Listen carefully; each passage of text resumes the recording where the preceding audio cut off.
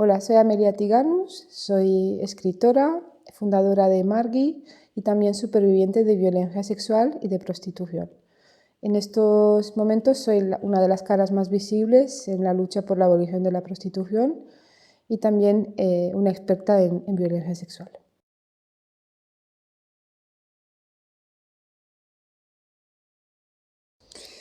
Pues la verdad que estoy en un buen momento. El proyecto social que hemos engendrado entre varias compañeras en el año 2000, en plena pandemia, pues está cogiendo vuelo y estamos cumpliendo con ese propósito con el que nació, ¿no? Construir un mundo mejor y un lugar y un espacio donde las mujeres podamos encontrarnos, adquirir conocimientos y también alimentar la autoafirmación, ¿no? De poder conocernos a nosotras mismas y también a la hora de poder saber qué nos gusta, qué no nos gusta, de poner límites, y esto es algo que la verdad que enriquece bastante mi día a día y le da bastante sentido a todo el sufrimiento que he ido acumulando a lo largo de mi vida. O sea que, bien.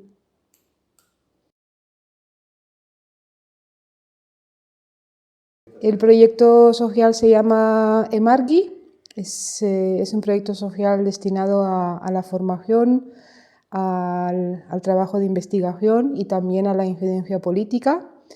También presido la Federación Estatal de Mujeres Abolicionistas y me dedico a estar en esos foros donde se toman las decisiones de poder, como pueden ser el Parlamento Europeo, encuentros con representantes de los distintos partidos políticos de aquí del país y bueno, pues es un poco, intentamos abarcar desde todos los ámbitos y todas las perspectivas esta realidad.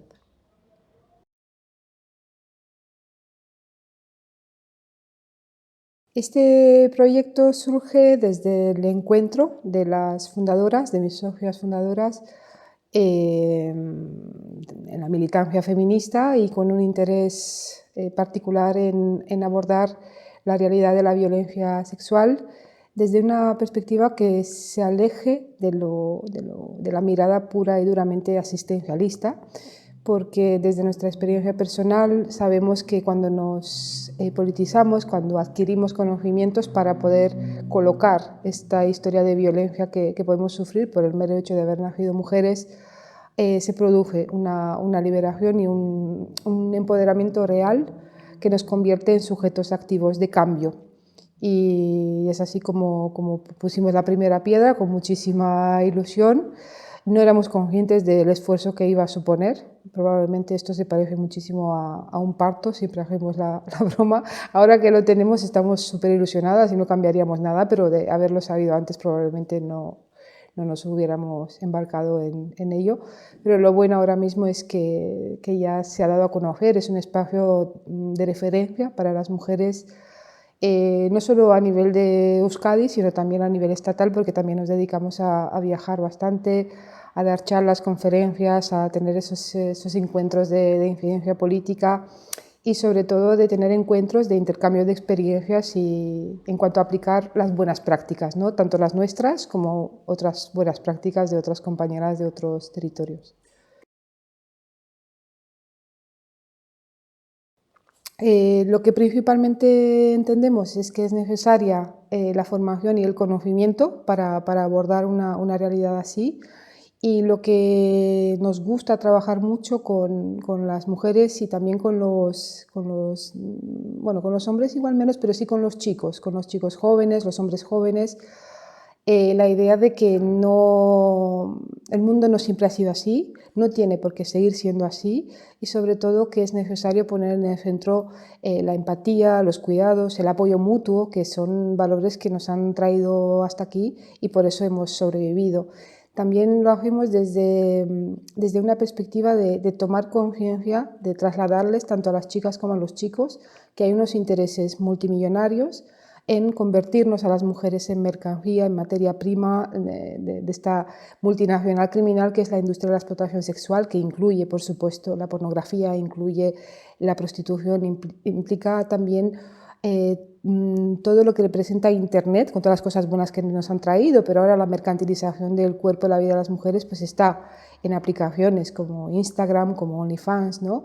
Y como a los chicos mismos también les convierten en consumidores de esta mercancía y como simplemente se están lucrando y de esta forma les están alejando a ellos mismos de la capacidad de poder desarrollarse plenamente como seres humanos, de poder conectar con su ternura, con su empatía y de poder ver a las mujeres como lo que somos, seres humanos y no objetos para eyacular.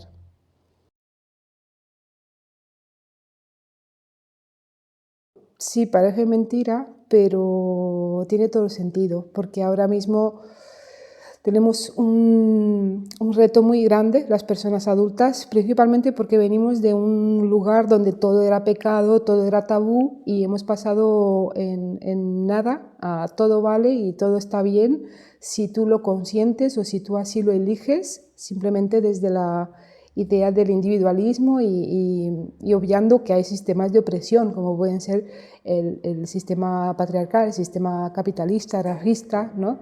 Y todo esto es algo complejo de explicar y más cuando todo lo que nos rodea pues lleva a la banalización de este tipo de prácticas. También insistimos mucho a las mujeres a través del propio ejemplo, creo, a través de ese testimonio en primera persona que hago y lanzo en mis formaciones, de que no son culpables. Creo que esto es lo fundamental. No tienen la culpa de aquello que les ha pasado y sobre todo creo que es quitarse una enorme carga porque lo que produce la violencia sexual en las víctimas es la culpa, es el miedo, la vergüenza y sobre todo el silencio. Y como lo he vivido en primera persona, puedo entender perfectamente cómo es ese proceso y sobre todo el proceso del silencio se da principalmente ante nuestro mayor miedo, porque el mayor miedo de las víctimas de violencia sexual es que no se nos crea, que se ponga en duda nuestra palabra. Eso es algo que resulta absolutamente demoledor.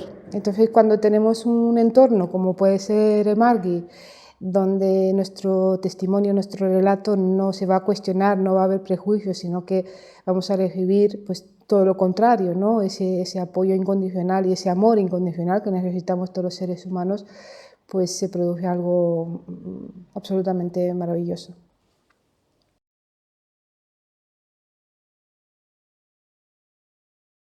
Normalmente a nuestras charlas dirigidas al público en general viene muy poquita gente joven, porque vivimos en un mundo donde, bueno, la adolescencia ya es una etapa así, ¿no? De pensar que lo sabes todo, que nadie te comprende, bueno, es totalmente lógico, pero sí damos charlas en institutos, en colegios, incluso en la universidad, ¿no? Donde ahí sí entra dentro de lo que son la materia obligatoria, ¿no?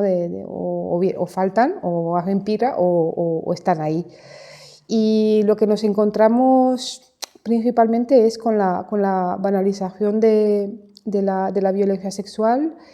Nos encontramos con lo que es pura y duramente la cultura de la violación, que es ese concepto creado por las feministas radicales en los años 70 que hablan de una cultura o de un entorno, una sociedad donde a las víctimas se las cuestiona, se las pone en duda y donde se invisibiliza directamente a los agresores cuando no se les excusa con el tipo de, no, pues es que iba bebido, es que se había drogado, es que ella se lo había buscado y cómo se centra absolutamente todo el discurso en el consentimiento, supuestamente en el consentimiento de las mujeres y lo que intentamos explicarles es que este mecanismo a través del cual se les hace responsable a las mujeres tiene que ver con una idea según la cual las mujeres no somos víctimas de violencia sexual, sino que somos culpables, responsables de aquello que nos pasa y que incluso somos capaces, supuestamente dentro de esta ideología patriarcal, de consentir por adelantado, durante o después de una violación. Por adelantado tiene que ver con esa idea de que las mujeres tenemos algo malvado dentro, que manipulamos, que despertamos en los hombres unos deseos irrefrenables o cosas por el estilo. Y de ahí ese relato de, bueno, pero ¿con qué ibas vestida? ¿O qué hacías ahí a esa hora? ¿O por qué te has subido a su coche? ¿Por qué te has ido a su casa? Cuando Realmente igual y sí te apetecía tener un encuentro con ese hombre, pero igual no de esa manera. Pareciera ser que un sí de las mujeres es no sé, algún tipo de cadena perpetua, no hay manera de salir de ahí, ¿no? Y luego tiene que ver con el consentimiento durante, cuando las mujeres no podemos defendernos, cuando nos rendimos, cuando nos sometemos a ese acto de violencia, ¿no? Y esto siempre lo hablo en primera persona porque ha sido lo que más me ha marcado a mí. Y cuando fui agredida sexualmente a los 13 años, sufrí una violación. Bueno, no fue una violación, sino que fueron 5 violaciones simultáneas. El lenguaje es súper importante y creo que hablar de una violación múltiple reduce ese acto violento a un único acto, cuando realmente estamos hablando de 5 actos violentos que se dan de forma simultánea. Y durante muchos años de mi vida viví con esa pregunta y esa culpa de por qué no dije nada, por qué no me defendí, por qué no dije que no, por qué no escapé.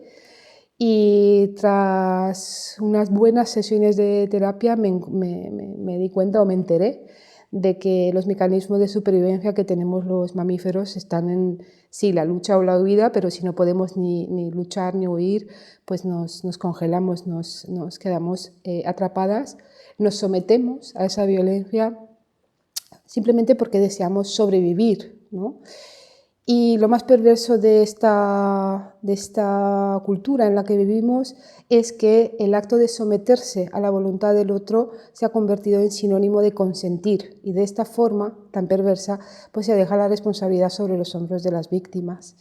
Y luego otra forma que se considera que las mujeres consentimos nuestra propia violación es cuando después de una violación no huimos inmediatamente, no denunciamos inmediatamente, no lo contamos a los 4 vientos, ¿no?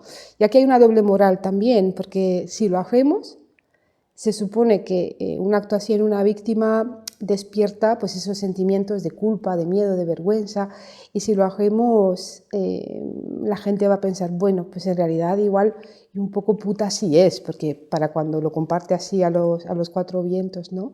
Principalmente eso no ocurre porque ya hemos pasado por las primeras 2 fases, es decir, esa culpa de ya, pero yo iba vestida con una falda, o tampoco pude decirle que no, eso está dentro, pero también tiene que ver con que principalmente las agresiones sexuales, las violaciones no ocurren como nos cuentan que ocurren, ¿no? En un callejón oscuro, a altas horas de la madrugada, con un encapuchado, un desconocido que sale de la nada, sino que se dan en el seno de lo que son relaciones, incluso vínculos que tenemos con otros hombres, ¿no? Por no hablar de los abusos sexuales en la infancia.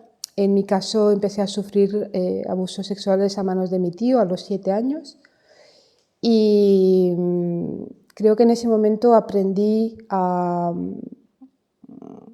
sé, a asumir que mi sexualidad no me pertenecía, que no era para gozar, que no era para sentir placer, sino que era una moneda de cambio para obtener atención, miradas, reconocimiento, cariño, más tarde dinero, cuando me captaron, por ejemplo, para la prostitución con 17 años, pues yo ya tenía totalmente destruida no sé, mi humanidad, porque y en mi libro, en La revuelta de las putas, explico más en profundidad cómo se construye esa identidad de la puta, porque las mujeres no nacemos putas, no tenemos algo en el ADN que nos haga diferentes a todas las demás, ni de niñas soñamos con otras cosas que no sueñe cualquier otra niña, ¿no?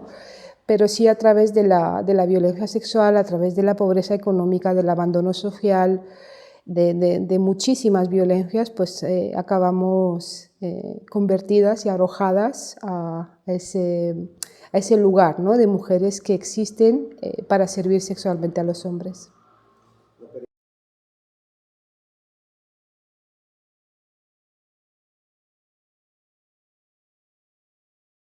En ese momento, a los 13 años, cuando sufro esas 5 violaciones simultáneas, yo realmente no tengo gran recuerdo porque llegué a disociarme, ¿no? Mi cerebro pues simplemente se disoció en un intento de sobrevivir y de poder sobrepasar ese dolor tan impactante, ¿no? Pero sí recuerdo sensaciones y, por ejemplo, tiene que ver con esa sensación de estar ciega, sorda y muda, es lo que recuerdo.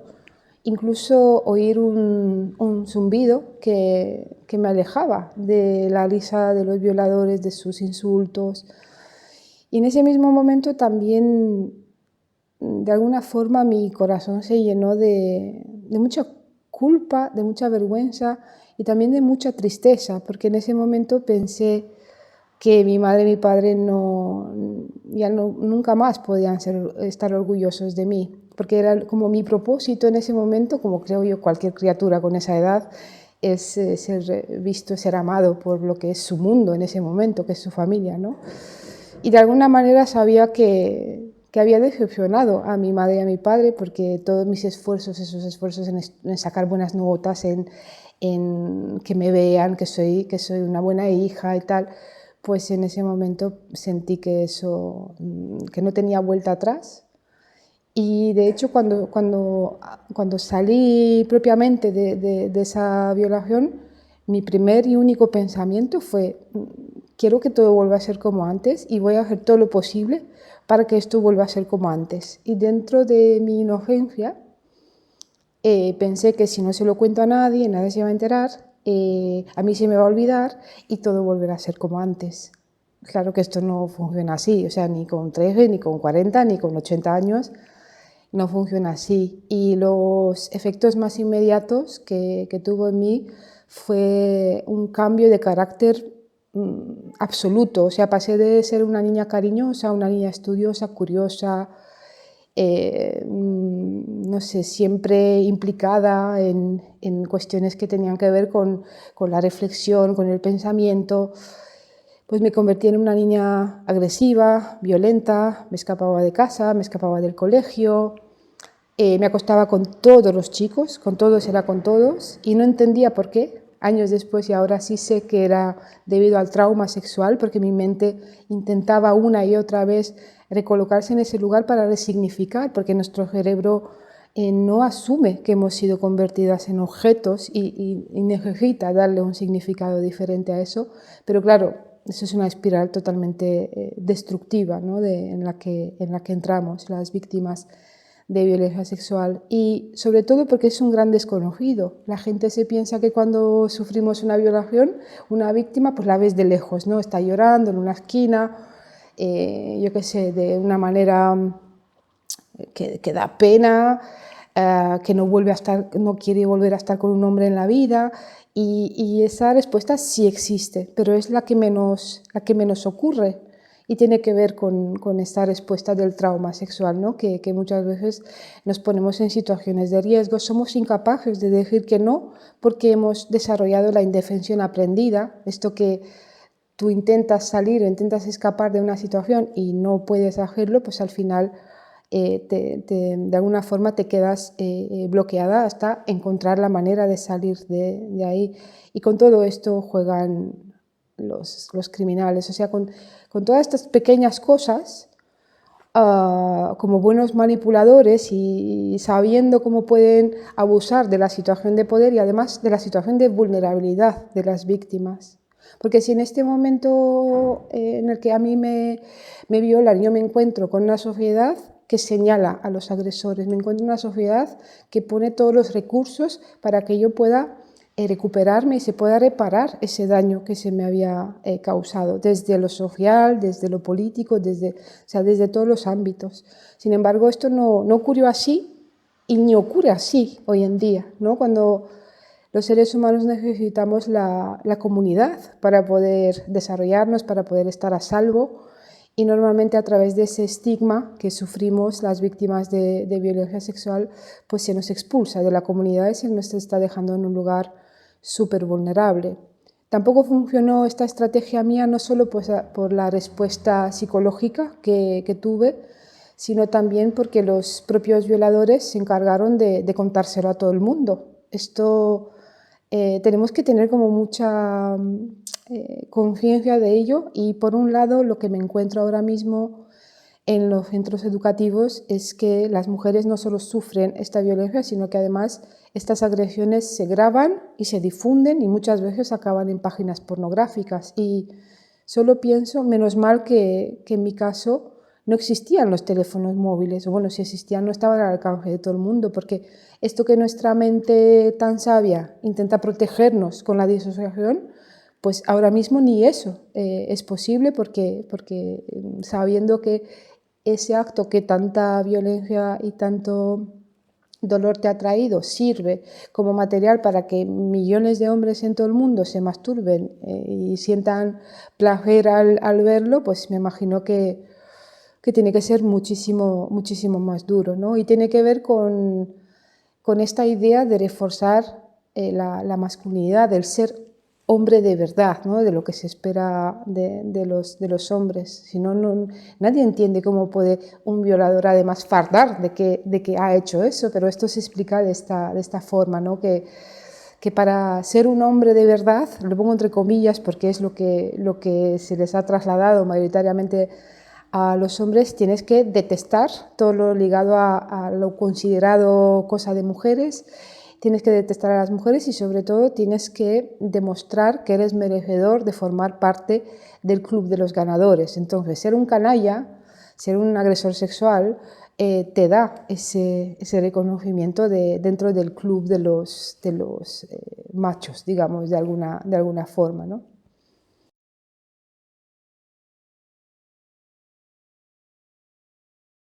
He pensado muchas veces en esto, ¿no? ¿Cómo puede ser que en una parte del mundo donde se supone que mujeres y hombres éramos iguales, porque vengo de esa parte del mundo donde el socialismo pues había dejado su impronta. Mi madre y mi padre trabajaban por igual, cobraban por igual, supuestamente había igualdad.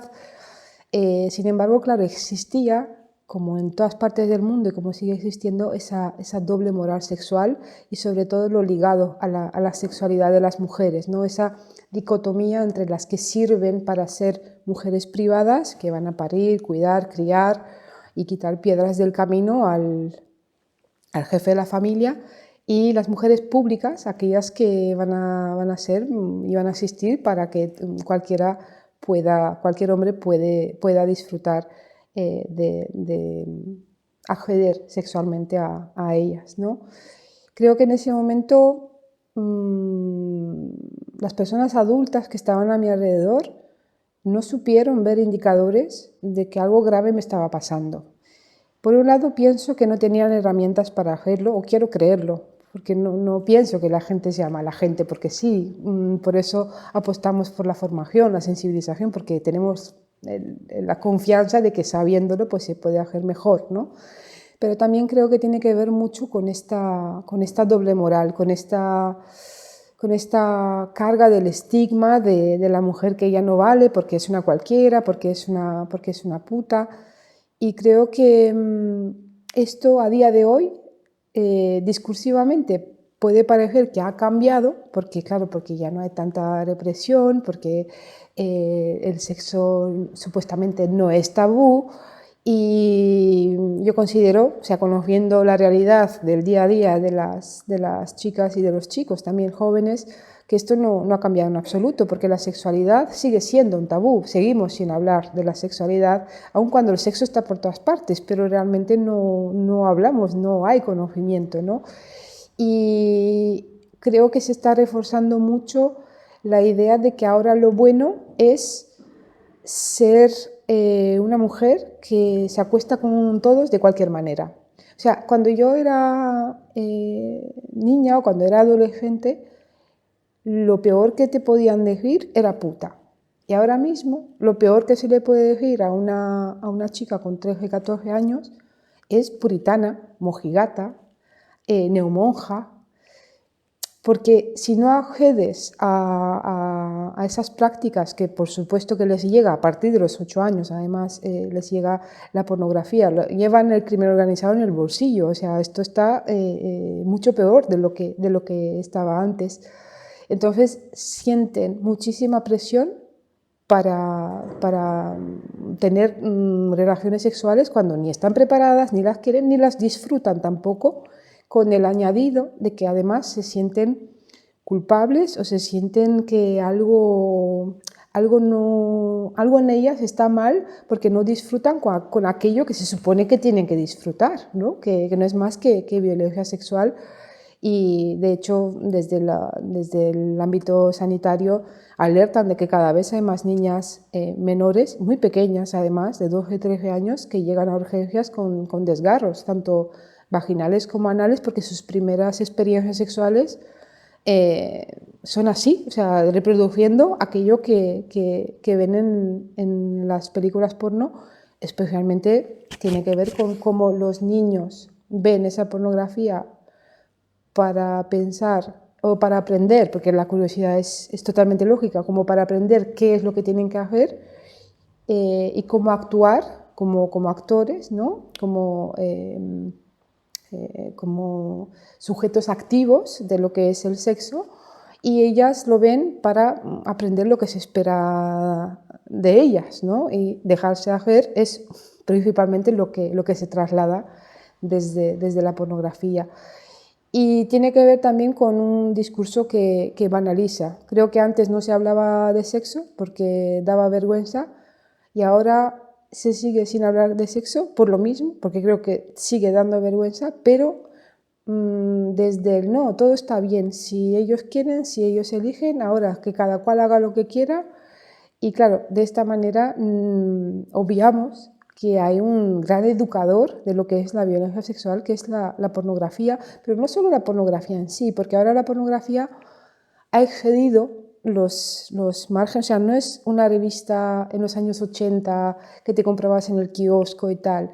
Ahora podemos ir a los videoclips, a los videojuegos, absolutamente todo. Estamos ante la pornificación de lo que es la sexualidad y no sé, la sociedad en general, ¿no?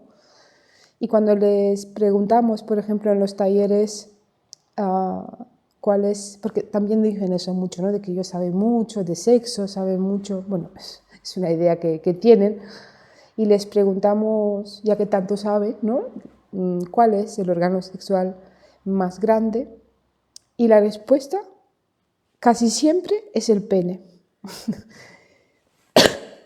Y claro, nosotras decimos, no, no es el pene, es la piel. En ese momento nos miran como si, no sé, como si fuéramos, yo qué sé, de otro planeta, y no entienden cómo puede ser un órgano sexual la piel, ¿no? Porque en la pornografía todo se reduce al pene y unos genitales, y claro, cuando les explicamos que no, que pues la piel es la encargada de trasladar lo que son las emociones con las sensaciones, de sentir placer y tal, bueno, como que empiezan a vislumbrar un poco de qué va aquello. Y después les preguntamos cuál es el órgano sexual más importante. Y siguen contestando lo mismo, el pene. Y no es el pene, es el cerebro, porque es ahí donde ocurre todo, ¿no? Y si nosotras sabemos eso, también lo sabe el crimen organizado, y desconecta a estos jóvenes de su propia piel. ¿Esto qué quiere decir? De que no están conectados con ellos mismos, no pueden sentir. Entonces, si no pueden sentir, tampoco pueden empatizar con la otra parte, porque aprenden que la otra parte, esa mujer, es un instrumento para que ellos eyaculen. Pero también tienen el cerebro totalmente colonizado por esa violencia sexual que se hace pasar por sexualidad o por sexo, ¿no? Estamos ante la erotización de lo que es la violencia sexual, la tortura directamente hacia las mujeres, porque tiene que ver con el grado de adicción que produce la pornografía, ¿no? Y esa descarga de dopamina, que no es más que una hormona de la motivación. No necesariamente te da placer, pero sí te impulsa, ¿no?, a seguir haciendo eso que estás haciendo. Y para que se dé esa descarga de dopamina, pues el contenido que se consume tiene que ser cada vez mayor, ¿no?, para que se dé, debido a la adicción.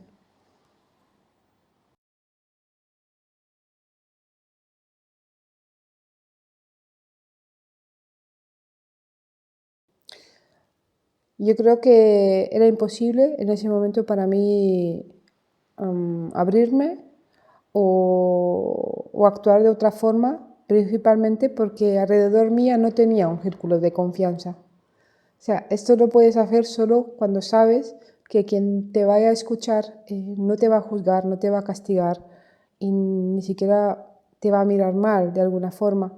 Y ese es el gran problema, porque no tenemos este tipo de espacios, este tipo de vínculos en general, hablando en general.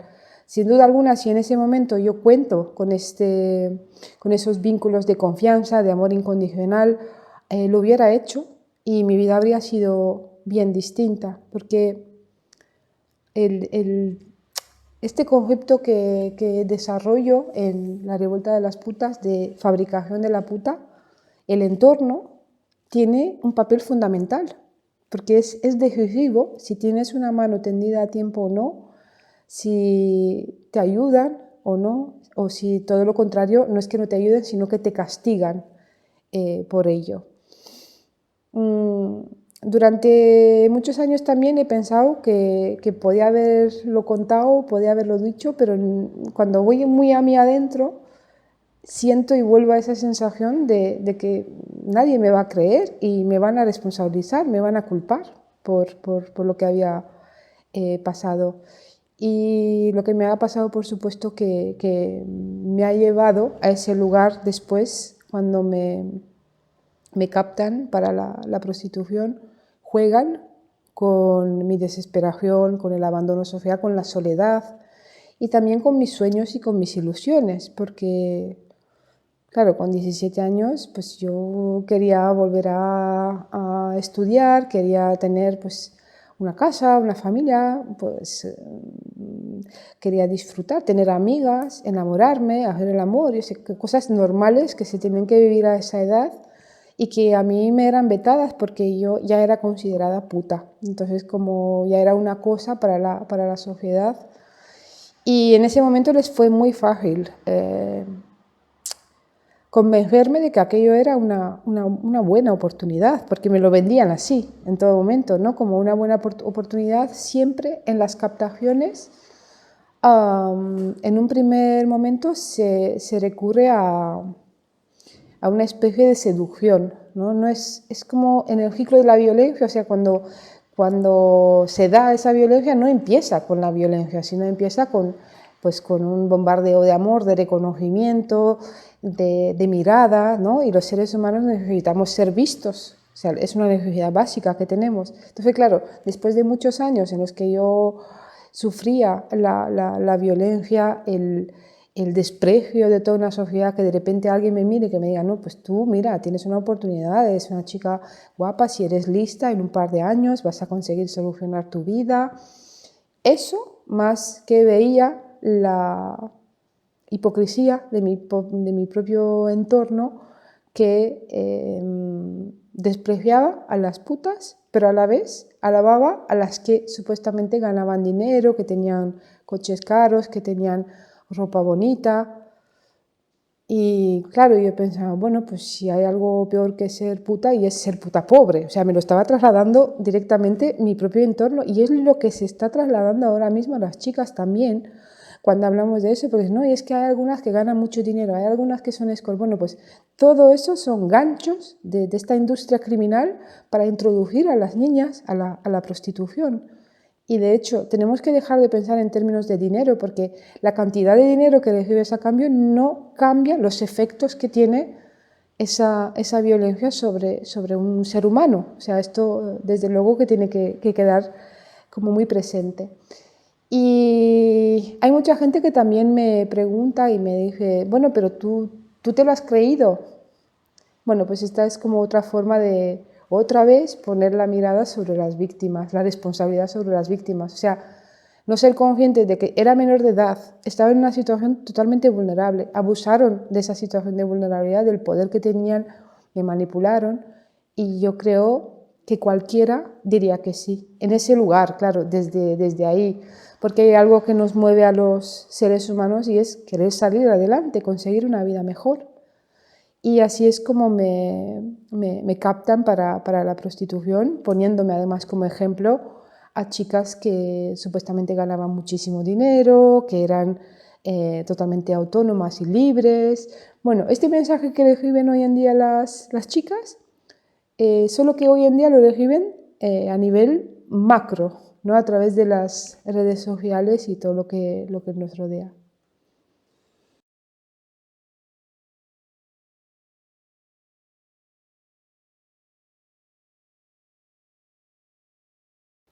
Pues es una pregunta muy difícil. ¿Qué le diría a una chica que ha sufrido abuso? ¿Qué consejo le dirías? Un consejo. Es que me sale más dar un consejo a la sociedad que a ella.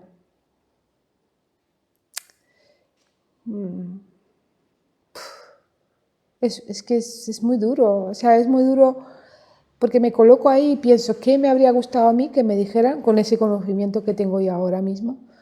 Pero en ese momento de tantísimo dolor y de soledad y pues lo que le podía decir es que la vida puede volver a ser maravillosa, que eso depende mucho del entorno en el que nos movamos, que busquen con todas sus fuerzas a gente de corazón luminoso y que tengan esa creencia de que son mucho más fuertes de lo que piensan que son.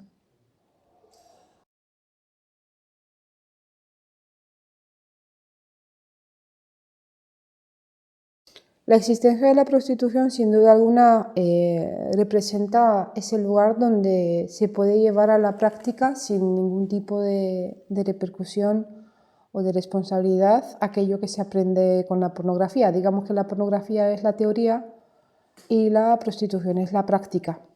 Y de ahí esa práctica, esa manera de relacionarse sexualmente, pues va a llegar a todas las mujeres, ¿no? En una sociedad que convive con esclavas sexuales, convive con esos campos de concentración exclusivos para mujeres empobrecidas, que son los prostíbulos, los cada vez más pisos, con esos casi la mitad de hombres, 4 de cada 10 hombres en este país reconoce haber pagado por prostituir a una mujer. Pues es absolutamente imposible que alcancemos la igualdad entre mujeres y hombres y sobre todo alcancemos vivir una sexualidad saludable, porque todo esto es no sé, una realidad que nos aleja mucho de lo que es nuestro objetivo, ¿no? de vivir en una sociedad del buen trato e igualitaria. Lo que sí vemos mucho es que la edad de los consumidores de prostitución está bajando en picado. No solo lo decimos nosotras, sino también la propia policía alerta de que los demandantes no solo que cada vez son más, sino que cada vez son más jóvenes. Y esto llama mucho la atención, así a primera vista, ¿no? Pero que tiene que ver con la normalización de utilizar a las mujeres como si fueran cosas. Por ejemplo, en países como Suecia, donde desde el año 99 se considera a los puteros agresores sexuales y se les multa, ¿sigue habiendo puteros? Sí, sigue habiendo puteros, pero el cambio está en las generaciones más jóvenes. Los chicos jóvenes piensan que es absolutamente impensable pagar por tener sexo, al contrario de lo que ocurre aquí, donde se legitima esto, además, dentro del paraguas de lo que representa el ocio y la diversión. O sea, lo están haciendo por diversión.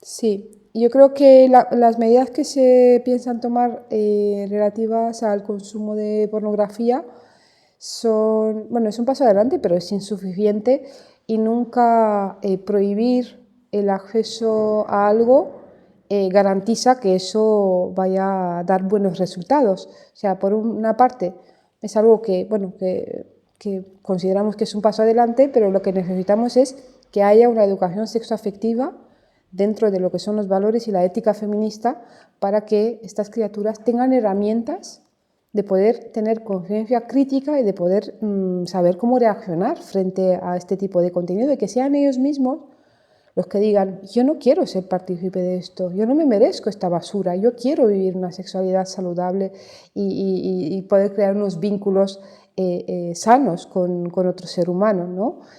Y en la misma línea, las demandas que tenemos en cuanto a abordar el problema social que representa la prostitución, porque la prostitución es violencia contra las mujeres, consideramos que abolir la prostitución es una demanda totalmente acorde a lo que son los derechos humanos, y en este sentido tenemos tres ejes fundamentales de intervención.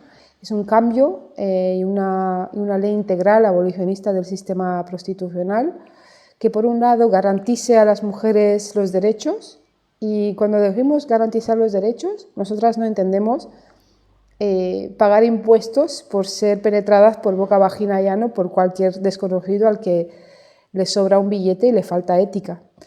Entendemos pues, tener acceso a una ayuda económica, acceso a la vivienda, formación, terapia, asesoramiento jurídico, acompañamiento psicosocial, papeles, trabajo, lo que queremos para cualquiera, ¿no? Son los derechos fundamentales. Y después el segundo pilar tiene que ver con una reforma del Código Penal, que es donde se puedan perseguir y castigar a todos los proxenetas y todas las formas de proxenetismo, porque en este país no se persiguen todas las formas de proxenetismo, por eso tenemos las carreteras plagadas de puticlub, por eso tenemos cada vez más pisos, y además ahora se está moviendo la explotación sexual de mujeres y el proxenetismo al mundo virtual, que es, siempre parece que van con un paso por delante, pero es simplemente por la dejadez de nuestros representantes políticos, porque parece ser que este no es un tema que preocupe, más cuando es un tema que mueve muchísimo, muchísimo dinero. Y dentro de ese cambio del Código Penal, por supuesto, que se incluya a los puteros como agresores sexuales y que al menos paguen una multa, y en el ideal de los casos que esa multa les llegue a casa, porque, no sé, yo como mujer me gustaría saber si mi pareja o el hombre con el que tengo un proyecto de vida, unos sueños, pues se toma esa libertad de utilizar a otra mujer que está en una situación de vulnerabilidad como si fuera un objeto, ¿no?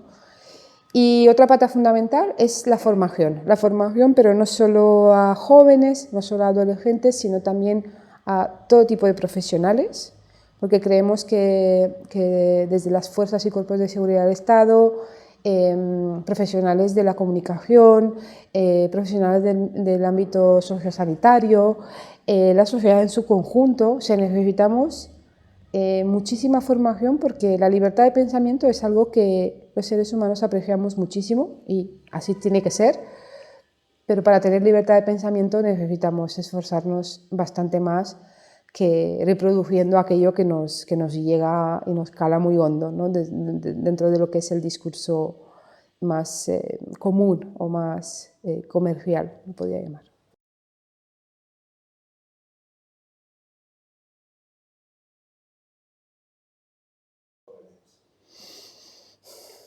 Mira, por un lado, cuando les hablo a los adolescentes de abolir la prostitución, les explico eso, que abolir la prostitución no es sinónimo de erradicar la prostitución.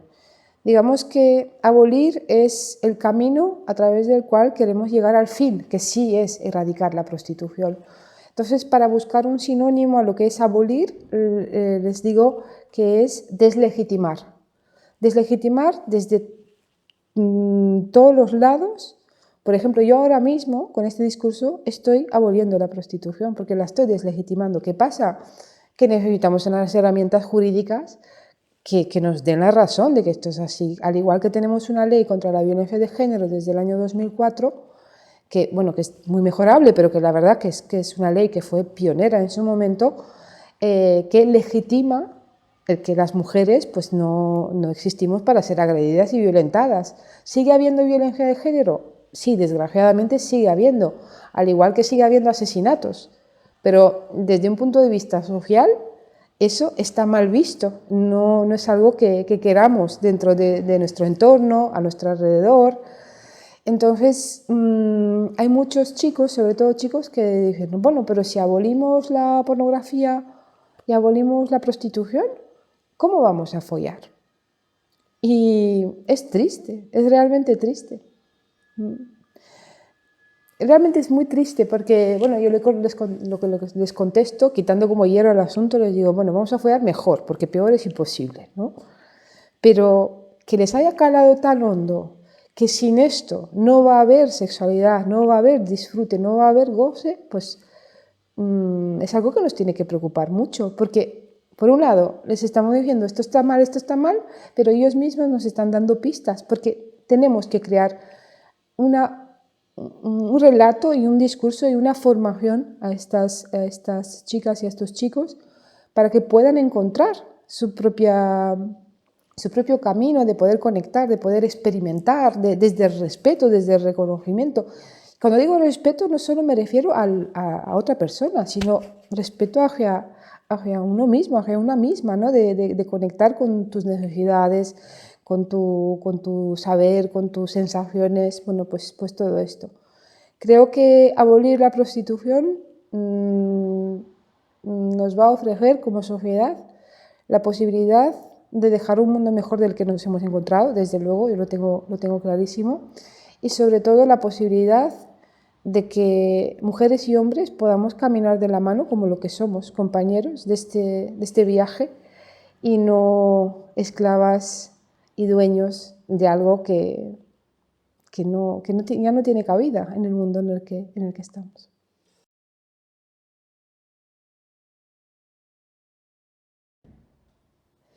Bueno, como último mensaje muy importante creo que es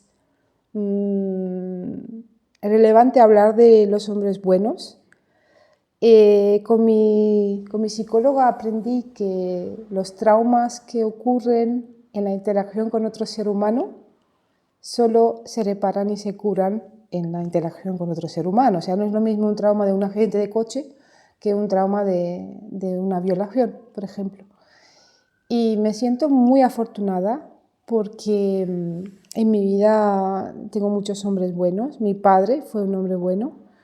El que hoy en día es mi marido es un hombre bueno. Cada día tengo más amigos que son hombres buenos que siempre han estado ahí en esta historia del patriarcado, pero sin embargo han sido también duramente castigados por no cumplir con lo que se esperaba de ellos, ¿no? Y voy a hablar especialmente del impacto que tuvo conocer al que hoy en día es mi marido, a Miguel Ángel, porque creo que es algo que puede servir como referente a otros hombres. Los hombres también necesitan referentes y 2 años más tarde de salir de la prostitución conocí a Miguel Ángel y fue el primer hombre después de muchísimos años que no me sexualizaba, que no tenía ese interés en tener sexo conmigo, al menos no era el principal o primer interés, y sí me preguntaba por mis preocupaciones, de lo que pensaba de esto, lo otro, lo que me gustaba, y a mí me extrañaba muchísimo porque, claro, yo tenía totalmente interiorizado que yo solo sirvo para tener sexo, no para otra cosa, ¿no? Y poquito a poco pues fui aprendiendo a ser persona y creo que esto tiene que ser un mensaje a los hombres y a los chicos. Miguel Ángel en ese momento tenía absolutamente todo el poder sobre mí. Podía haber hecho conmigo cualquier cosa, cualquier cosa. Y él, con ese privilegio que tenía, ese poder, no lo convirtió en violencia hacia mí, sino que utilizó eso para enseñarme a ser libre. Y esto es algo muy valioso. Entonces, los hombres tienen la capacidad, si quieren, y la posibilidad de elegir qué hacer con ese poder que tienen, de elegir qué hacer con esos privilegios, ¿no? Y creo que es hora de que los hombres pues, pretendan desertar esta masculinidad y sean ejemplo de lo que es un ser humano de verdad con dignidad, porque la dignidad creo que la pierden aquellos que cometen actos violentos, no quienes sufrimos esos actos violentos. El mensaje sería que no todos los hombres son malos. No, eso ya lo sabemos, pero claro que no todos los hombres son malos, pero sí vivimos en un sistema donde por imposición, pues los hombres que no son malos tienen que dar un paso adelante e interpelar a los que sí son malos, porque son ellos los que ensucian su reputación y su nombre, no nosotras, no las feministas que denunciamos esta realidad, porque parece ser que que es lo que molesta, ¿no? Es como, ya, pero yo no, o no todos los hombres. Ya, pues ya sabemos que no todos los hombres, pero no te enfades conmigo. Enfádate con quien ensucia tu reputación. O sea, es ahí, no es aquí.